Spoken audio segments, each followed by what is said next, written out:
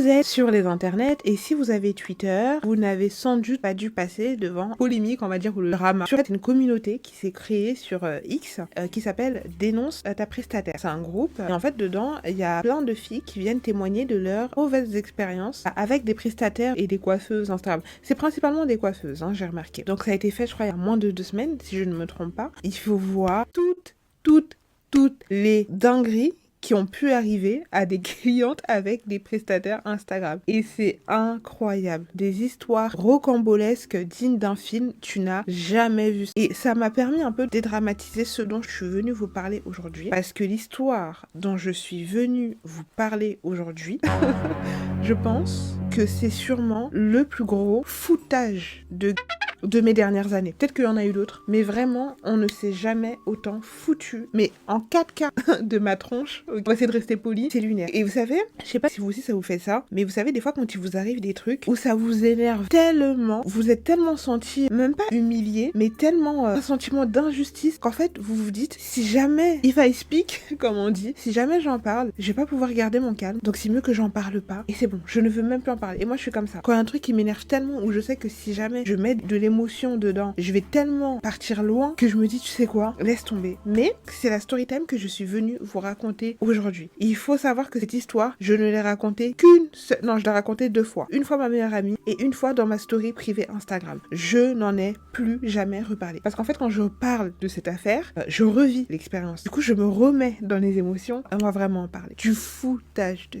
à outrance. Je n'ai jamais vu ça. Ok, donc je commence à me maquiller parce que là, vous voyez déjà, je commence à trop parler. Prenant en compte que j'ai pas l'appui des Get Willy... Prenant en compte que j'ai pas l'appui des Get Willy With Me.